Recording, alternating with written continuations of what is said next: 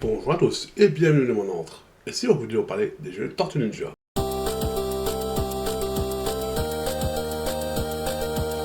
Tortue Ninja est un comics à la base, mais qui a eu un tel succès quand le dessin animé est arrivé, qu'il y a eu des tortues partout. Cartable, sac à banane et glace. Je vais prendre ton âme. L'un des premiers jeux Tortue Ninja est sorti en 1989, et c'est le plus connu, Tortue Ninja sur la NES. Et le jeu a eu un tel succès qu'il était en bundle avec la console. Les enfants des années 80 ont été traumatisés par ce jeu. Allons prendre notre revanche. Le premier niveau se passe dans les égouts. Enfin, c'est plus un monde ouvert que des stages. C'est un peu un monde ouvert divisé en 6 chapitres. Et niveau ennemi, il en a pour tous les goûts. Tu aimes le ninja rose? Il en a. Si vous aimez la torche humaine, il est là. Vous aimez Tsuyu? Il a son père.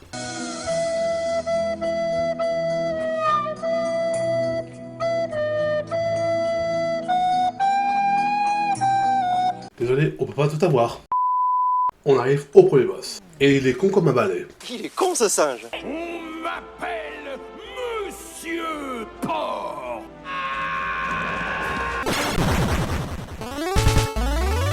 Ce que je n'ai pas dit, on peut switcher de tortue. Vous allez surtout en prendre que 2 sur les 4. Donatello a une plus grande allonge et frappe plus fort. Leonardo a une bonne allonge, mais frappe un peu moins fort. Michelangelo a une allonge assez moyenne, mais ça passe. Pour Raphaël, on dit que la taille ne compte pas, mais c'est pas vrai.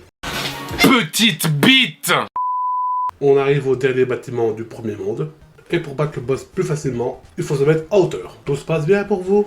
Ah, je demande, parce qu'on a clairement le temps, là. Après avoir battu le boss, on libère April. Et elle nous dit qu'il y a des bombes dans le barrage. Et comme beaucoup, je me suis cassé les dents sur ce passage. En 89, je suis sûr que les dentistes faisaient des couilles en or. Le but est simple, c'est de désannoncer les bombes, avant le temps imparti, et évidemment, c'est dans l'eau. Le cocktail parfait pour nous traumatiser. Attendez une minute. Comment ça marche l'électricité dans leur monde? Ouais, ben d'accord, dans notre monde, ça se passerait comme ça.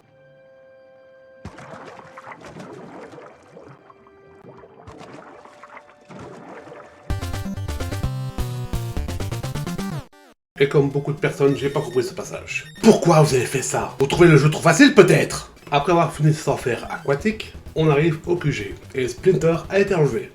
Quand c'est pas l'un, c'est l'autre. Dans le troisième monde, il faut chercher des missiles et des cordes. Bah oui, ça sert à quoi de se préparer avant une bataille? Après avoir trouvé les missiles et les cordes, c'est loin d'être fini. Maintenant, faut trouver le bon chemin. Un truc que je n'ai pas dit, si vous parlez une de vos tortues, vous avez une infime chance de la récupérer. Mais bon, une bonne action du jeu, ça dure jamais longtemps. Voilà, maintenant le jeu est à sadique. Allez, maintenant je peux le faire, je sais qu'il a un ennemi. Va te faire foutre! Allez Raphaël, tu peux le faire. C'est calculé pour te casser les couilles ça. Bon, on va passer au monde 4 et on va essayer de se calmer.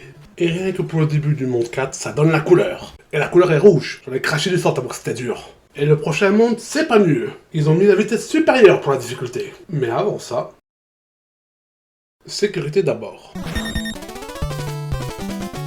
La ceinture n'a pas suffi.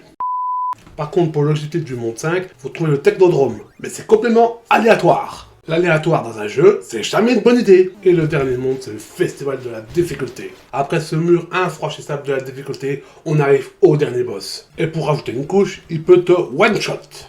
Non merci, j'ai plus faim. Not even pizza?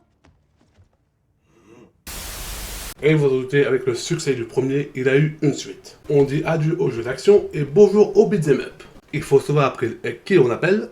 SOS fantôme. Bah non, les Tortues Ninja. Faut vraiment que je change la serrure. Comme tout beat'em up, on a des ennemis à gogo. Par contre, il doit avoir un de ces canons. Ah non, non, non, je parle pas d'April, hein. Je parle d'un vrai canon, vu la taille du boulet. Ah tiens, un autre canon. Oui, là, je parle vraiment d'April. Pas étonnant que Shredder la capture à chaque fois. C'est moi ou le film était pas ouf?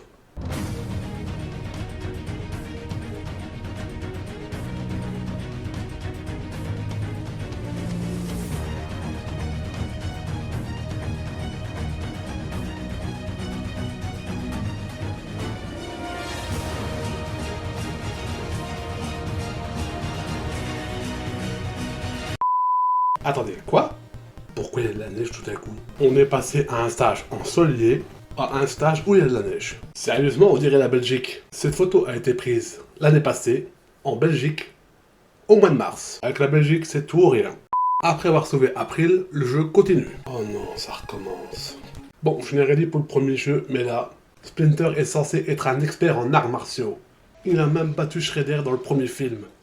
Après avoir délivré Splinter, on passe à un passage japonais, là où il y a des tigres qui s'enflamment, littéralement. Bon, on va passer au dernier stage, le Technodrome. Et on va passer directement au boss. Et bordel, ce boss est un sac à PV. Ça devrait être puni par la loi, ça, de faire des boss aussi longs. Et en plus de ça, ils enchaînent avec un autre boss. Bien sûr, à ce niveau-là, t'es à moitié mort, mais tu serres les fesses le plus fort possible parce que tu sais que ça va être fini. Et évidemment, ce boss aussi, hein, c'est un sac à PV. Et bien sûr, pour ajouter une couche, tu dois enchaîner le boss final. Avec ton énergie qui est aussi bas que le compte en banque à Noël. À ce niveau-là, ils voulaient pas qu'on le termine leur jeu. Et on enchaîne avec Tortue Ninja 3 sur la NES. Un jeu qui n'a jamais été en Europe. Pour quelle raison? Niveau de l'intro du jeu, c'est une référence aux premières génériques des Tortues Ninja. Par contre, on va remanger de la même soupe. April a été kidnappé, sauvé April. Apparemment, on change pas un truc qui marche.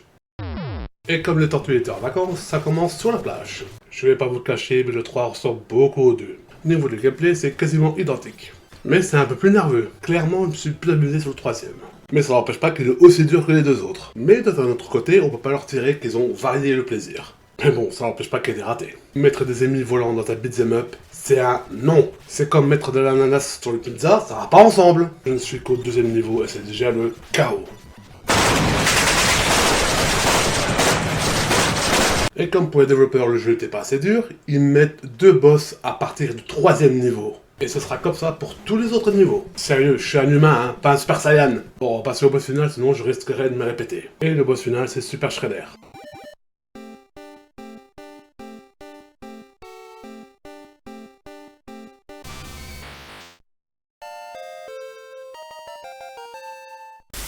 Konami n'a toujours pas fini avec les Tortues Ninja, mais cette fois-ci, c'est un jeu de combat. L'histoire, c'est Shredder qui défie les tortues dans un tournoi. Au moins ça change un peu. Par contre, ce qui n'a pas changé avec les autres jeux, c'est sa difficulté. Et c'est reparti pour cracher du sang. Faudra vraiment que je trouve une doublure pour ce genre de jeu. Par contre, pour différencier les tortues, il a eu aucun effort. Et il n'y a rien qui vous choque. Les tortues n'ont pas leurs armes. Sérieusement, pourquoi ils n'ont pas leurs armes? Quand on pense aux Tortues Ninja, on pense avec leurs armes. C'est comme rajouter une saquette tortue, on sait que ça va être de la merde. Et voilà, la vidéo est terminée. J'espère que ça vous aura plu. Je vous dis à la prochaine pour d'autres vidéos.